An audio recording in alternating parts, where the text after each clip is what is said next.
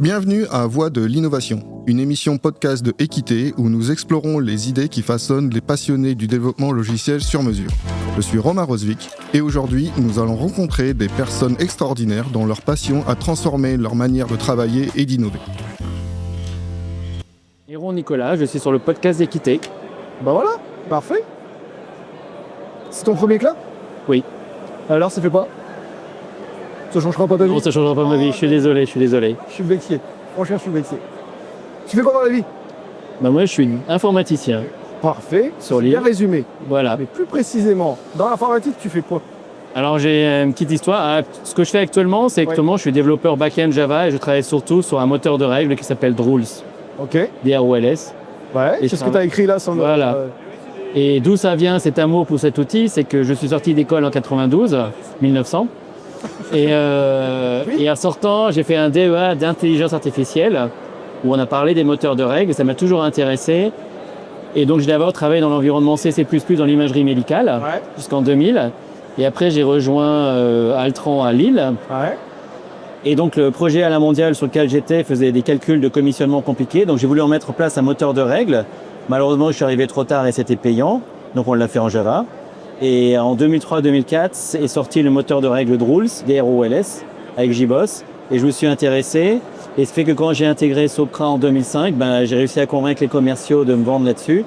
Et en 2006-2007, on a fait le serveur de fidélité de Cora en premier grand projet. Ok. Et après, j'ai plus fait que ça, quasiment. Avec Cora. Oui, Cora Informatique qui maintenant appartient à Carrefour.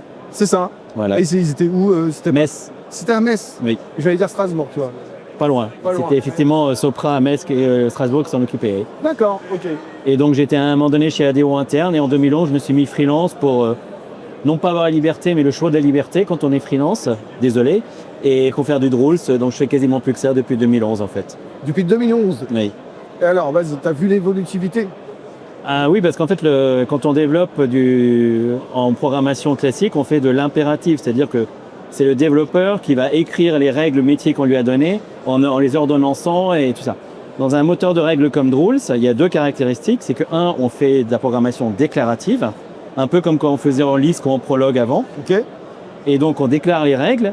Et ensuite, il implémente un algorithme de Rete qui s'appelle raison en latin, qui va ordonnancer les règles pour que, quel que soit le nombre de règles qu'on mette, le temps d'exécution soit le même. Donc, vous déclarez vos règles avec un langage qui s'appelle Drools Rule Language. Et donc, ça se lance, et après, on met des faits dedans, qui peuvent insérer d'autres faits, etc., qui infèrent, et qui après arrivent à la solution. Donc, par exemple, si on prend un serveur de fidélité, il va calculer différentes choses, faire en fonction de ce qu'il y a dans le panier, faire des promotions sur des produits, choisir la plus haute, et des choses comme ça. Et à la fin, il va donner un prix final avec des points qu'on gagne, et voilà.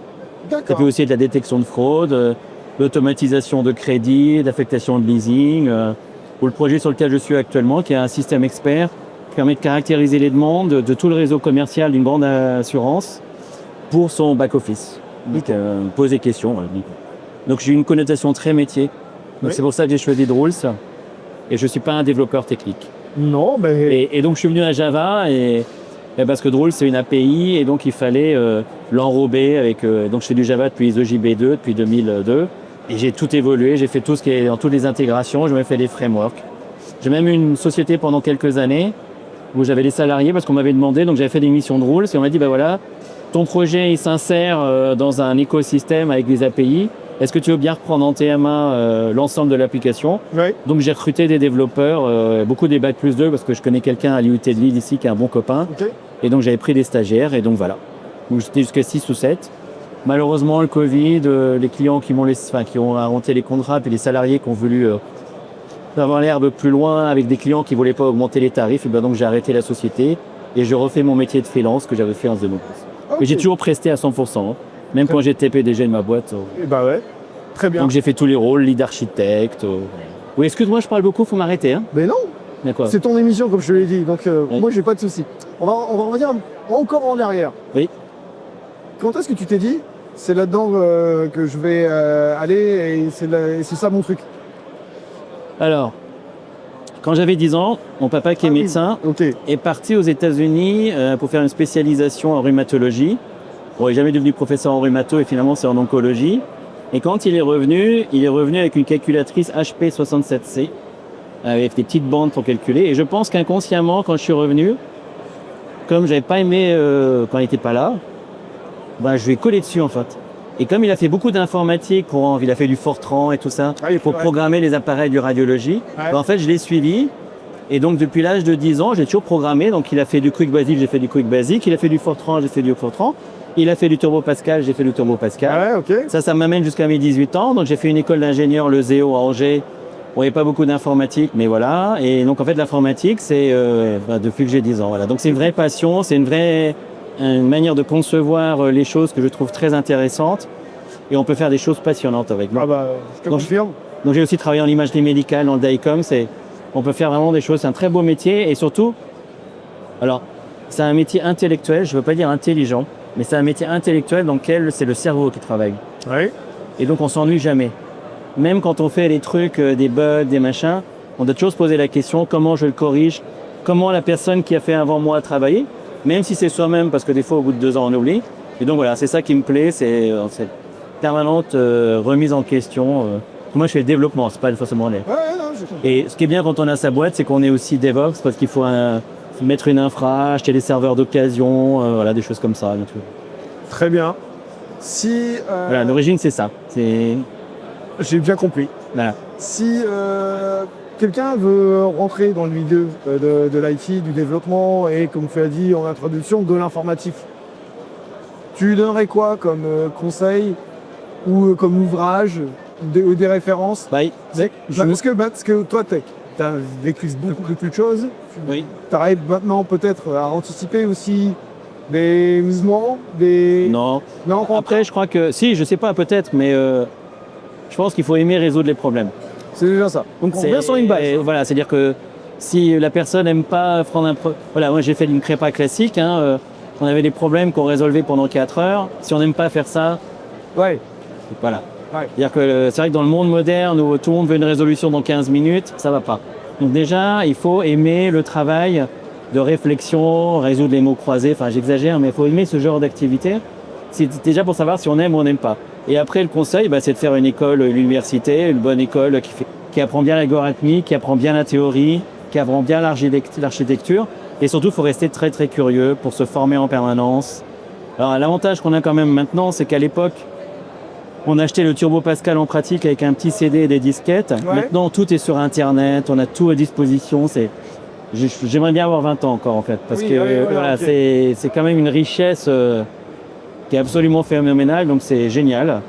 Mais après, le métier est dur parce qu'en ESN, il faut être rentable. Voilà, il y a ce côté activité économique qui peut être un peu perturbant. Mais tout métier a ses contraintes. Mais si on aime bien résoudre les problèmes, si on est bien travailleur, c'est un métier qu'on peut avoir très longtemps. Ouais, je pense. Et, en fait, est-ce que ça se base pour toi sur la longévité ou tu te dis tu peux avoir ton expertise aussi? L'expertise, je pense qu'on l'a par hasard. C'est par hasard pour toi? Ah oui, très clairement. Ce matin, tu as eu une conférence sur la dame qui faisait G-Unit. J'imagine que c'est parce que son premier boulot, c'est ce qu'on lui a demandé de faire ça. C'est pas quelqu'un qui sort d'école et « G-Unit, je vais faire ça toute ma vie ». À un moment donné, c'est parce que tu arrives dans une entreprise et « c'est intéressant » et on trouve les gens qui vont t'aider à aller là-dedans. Ok. Enfin, moi, en tout cas, c'est mon avis. Après, oui, il faut se passionner. Après, il y a des gens, ils aiment bien faire de l'architecture métier, ils aiment bien faire la chefferie de projet. C'est une autre manière de faire l'informatique et tout aussi utile parce que si on n'a pas de product owner, de designer, nous, on n'a rien à implémenter, quoi. Ouais, c'est vrai. Alors moi, j'ai fait un peu tous les métiers, Et voilà, c'est faux. Par contre, je pense qu'il y a quand même plusieurs types d'informaticiens. Tu as ceux qui vont développer des outils techniques et ceux qui vont être des développeurs métiers. Moi, je suis clairement dans la partie développeur métier. Les métiers, d'accord. Donc toi, qui as une vision quand même 360, on va dire, de ce qui se passe. Oui. Ça me semble, non? Non, j'ai une grande vue, oui. Moi aussi, j'ai des lunettes, ça va. Quelle serait pour toi l'innovation qui va changer un petit peu les choses et la donne dans les prochaines années? Ça peut être soit des technologies, soit des pratiques. Alors, je vais pas dire l'IA parce que j'y crois pas. Ok. J'y crois pas. Ça fait qu'apprendre, donc c'est du machine learning, c'est une toute petite sortie de l'IA. Après, ce qui peut éventuellement, ce qui je pense va beaucoup fédérer dans les 10 ans, dans les 5 à 10 ans notre informatique en Europe, c'est cette histoire de souveraineté. C'est-à-dire que pour l'instant, on choisit les outils sans tenir compte de la maintenance, de l'open source et tout ça. Quand on regarde qu'à la CPI, le PDG, le président directeur de la CPI, on lui a envoyé l'email, Je pense les critères d'affectation, les exigences vont beaucoup changer. Et je pense qu'il va y avoir, tout à l'heure il y avait une conférence sur le Green API. Ouais. Je pense que tout ça, c'est pas que ça va révolutionner, mais ça va nous contraindre sur beaucoup de choses. Pour l'instant, avec le cloud, si tu veux plus de machines, tu fais next. Maintenant, tout ça consomme de l'énergie. Donc si on peut avoir 2 serveurs qui font ce que fait le boulot de 6, peut-être que ça va être plus rentable. Tu vois, voilà. Donc c'est ça, je pense, qui va beaucoup changer les pratiques de l'informatique dans les 10-20 ans à venir. Oui. Et y compris les marchés. Il y a forcément un impact économique. Voilà, parce qu'à un moment donné, là, je vois, il y a des gens qui font des robots. Ouais. Tout ça, avant, c'était même pas imaginable. Par exemple, on a encore un peu le temps ? C'est ton émission. Il y a ce qu'on appelle le processeur RISC-V. C'est-à-dire c'est un processeur open source qui a été fait par Berkeley en 2010. Là, il commence à avoir les premières implémentations. Moi, je reste convaincu que ça va nous révolutionner. OVH commence à regarder ça. Je pense, moi, j'ai mes enfants, mes aînés, sur les études d'ingénieur où on finit, ils vont de nouveau pouvoir faire ce que moi, j'ai pas pu faire. Ouais. Dans les années 90-93, il y avait une terrible crise économique. Donc, on a beaucoup terminé dans l'informatique. Moi, je suis électronicien à l'origine, quand même. Et je pense qu'on va de nouveau avoir des tas de métiers qui vont pouvoir se faire chez nous et qui n'existaient, qui sont maintenant en Chine. Et je pense que ça va être passionnant, y compris en informatique, dans les systèmes embarqués. Je pense qu'on va redécouvrir des nouveaux métiers et ils sont plutôt chanceux, je trouve. Même si ça va être plus dur. Hein. C'est ce que je voulais dire, c'est le renouveau de l'ingénierie, quoi. Finalement, on se dit, tiens, avoir de l'ingénierie et pas seulement regarder l'argent à court terme, c'est pas mal. Ouais, je suis assez d'accord avec toi. Ça va redonner du sens un peu à ce qu'on fait et on va arrêter de dire on va tout faire, on va tout unir chez nous, on va renvoyer en Chine. Voilà. C'est cette facilité qu'on avait avant, je pense qu'elle va un peu disparaître. Ça va nous obliger à refaire nous-mêmes ce qu'on faisait plus. Mais par contre, on va le faire autrement. Forcément. Parce qu'on va le faire avec moins d'énergie comme on le faisait par rapport à 30 ans. Donc je pense que c'est pour celui qui aime l'ingénierie, donc ce travail intellectuel que je te disais, je pense que ça va être y compris en informatique, je pense que ça peut être passionnant. Franchement, moi j'encourage tout le monde à faire des maths, de la physique, pour les filles, parce que là, ce matin, il y avait un discours féministe. Ouais. Moi, ça me désole qu'en école, on n'est pas plus de 15%. Et tout le monde peut être bon en maths, c'est juste une histoire de volonté. Moi, j'avais une copine de promo, elle était dyslexique, elle est devenue ingénieure. Hein. Comme quoi. Mais oui, non, mais il faut croire en ses chances et ça va le faire. Mais il faut travailler. Et ce sera le mot de la fin. Désolé. Non, parce que désolé, il faut croire en ses chances. Et moi, j'aime bien ce sport-là. Merci. Et à très bientôt. Ciao, ciao. Merci d'avoir écouté Voix de l'innovation. Nous espérons que vous avez trouvé cette conversation inspirante. Suivez-nous sur vos plateformes de podcast préférées pour ne pas manquer nos prochaines émissions avec de nouvelles personnes passionnées de développement logiciel.